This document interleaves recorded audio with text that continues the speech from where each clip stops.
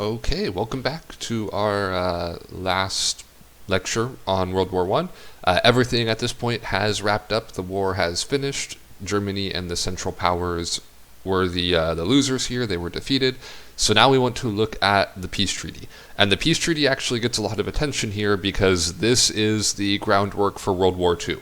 World War II directly comes out of this. This is such a bad peace treaty that it causes a second, even bigger world war. So with that as the preface, let's hop right in. And because we are America, we're going to talk a little bit about America's role in this, but also just the treaty as a whole. So there are actually multiple peace conferences that end World War One. The most notable one, though, is the Paris Peace Conference, which makes the Treaty of Versailles.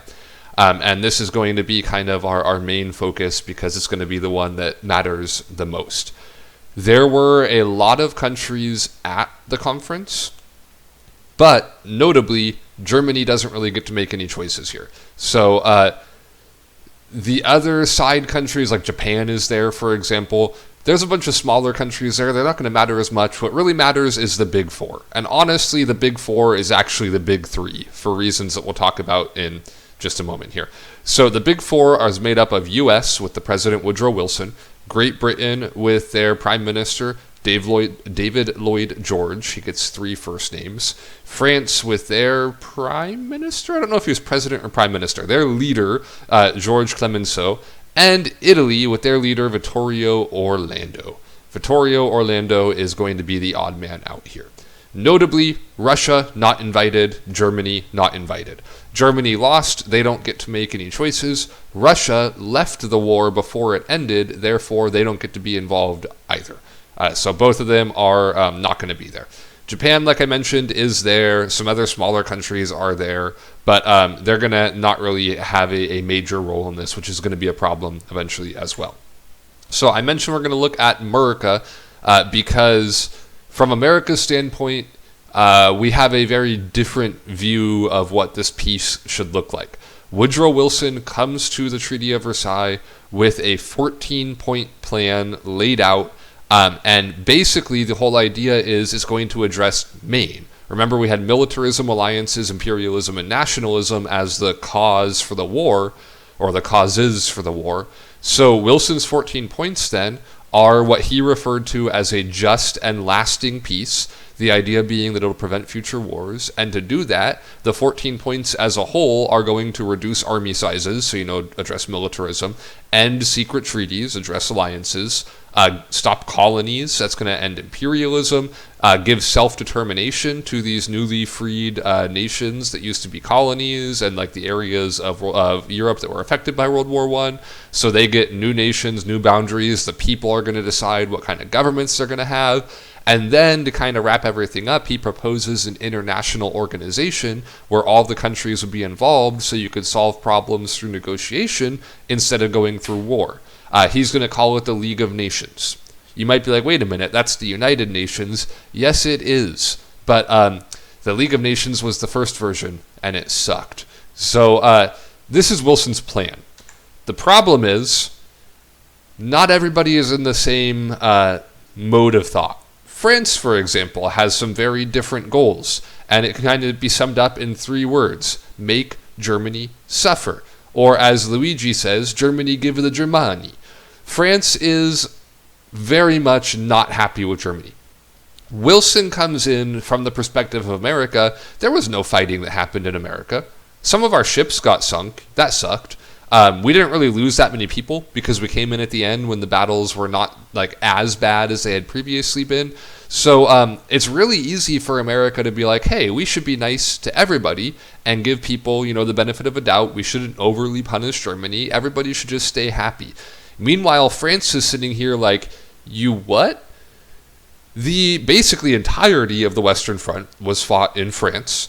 Their country has been decimated. Their economy has been decimated. Their populace has been decimated. Millions of people have died. They hate Germany from the get-go already. They want to punish Germany. They want territory from Germany. They want money from Germany. And they want Germany to pay immediately.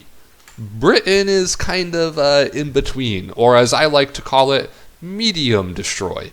So, yeah, they didn't really have any major battles that were fought on Britain itself, but they did lose a lot of people to Germany. And their economy is hurting, and they would very much like, money's good. They would like some money. So they still want Germany to pay. So they're going to be more on the France side than on the America side. So what we end up with is David Lloyd George, whose top name is apparently cut off here, wants to punish Germany and reduce their military. Clemenceau wants to punish Germany and reduce their military. Italy just wants some land. So they're going to hop on board with these two. And then you got America, who's the odd man out with wanting a just and lasting peace. And if we're looking at, a negotiation process where kind of the majority is going to have more say, what does that mean it's going to come down to? And we'll remember here that Italy doesn't really factor in. And if they did factor in, they would be on Britain and France's side. So let's just cut Italy out here. There's 3 people here. Every vote's going to come down to 2 versus 1. So those 14 points that Woodrow Wilson has, not going to work out that well. And you could see that with what happens to Europe in the aftermath of this. This is Europe before World War I. Notably look at Germany, Austria-Hungary, and Russia here, because their territory is what's going to change the most. France over here, not going to change a huge amount. They're going to take some territory here from Germany. Italy, notably also, remember, Italy's really only goal is to get more territory for Italy. They get that. That's it. That's all they get. So Germany, meanwhile, is now Germany and Poland. This right here, by the way, is also Germany. Some genius decided it would be a good idea to make Poland just cut off Eastern Germany from Western Germany, because sure, why not? This is called the Polish Corridor. Austria-Hungary just stopped existing completely. Now it's Austria and Hungary, and also Czechoslovakia, and also part of Romania, and also Yugoslavia. Oh man, the Balkans got even more mixed up. Notice also that Russia, they lost a big chunk of land to Germany. When the war is over, Europe doesn't give that land back to Russia. They're like, screw you, Russia, you left the war, you don't get that land back. So now you've got Finland up here, you got Estonia, you got Latvia, you got Lithuania, you got parts of Poland. That's probably going to be a problem later. You also got parts of Romania as well, I guess, here. So Russia's not going to be happy, Germany's not going to be happy, Austria-Hungary's not going to be happy, Austria and Hungary aren't going to be happy, Italy's not going to be happy. The Ottoman Empire falls apart, but that's, not a result of the Treaty of Versailles, that's just them falling apart. So the treaty then officially ends World War I, and the notable terms for us, because, we get a huge amount of terms in a treaty, is number 1, Germany has to accept sole responsibility for starting the war. This is known as the War Guilt Clause, and it basically just says everything is Germany's fault, and Germany has to sign it. Germany's army is going to be incredibly limited, to the point where they could basically have no standing army. They're not allowed to have an air force. They're not allowed to have mechanized infantry. They basically are never going to be able to fight a war again. That's France's goal, is to make sure they can never fight a war again. They, because the war is their fault and they admitted to it, have to repay a huge amount of war debt. We're talking $33 billion. And you're like, that's not that much. That's $33 billion back in the day money. For reference in how difficult it was for Germany to pay this off, Germany did not finish paying their World War I debt until 2010. Took them almost 100 years to pay off their debt from World War I. They are also going to lose a bunch of land. In addition to that land we saw taken from them in Europe, they're also going to lose all of their overseas colonies. They didn't have that many to start with, but any territory they had overseas, they lose that. They're not allowed to have it anymore. This is the kind of stuff that pisses off Germany and makes it possible for people like Adolf Hitler to come to power.